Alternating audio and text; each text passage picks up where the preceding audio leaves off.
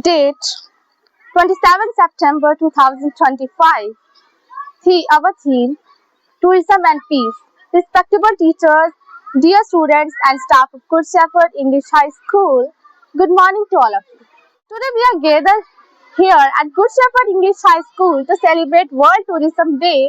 This day reminds us of importance of travel and culture exchange. Tourism is not only about discovering new places but also about understanding people, traditions and value across the world.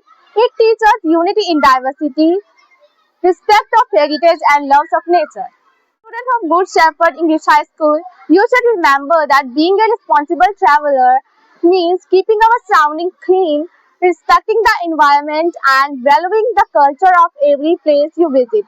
Tourism is also a strong pillar of our nation's economy, creating opportunities for people and spreading peace and friendship among nations. On this special day, let us pledge to promote clean, safe, and responsible tourism. May you all grow with spirit of exploration, respect, and services wherever you go. Thank you, and I wish you all a meaningful World Tourism Day. Have a nice day.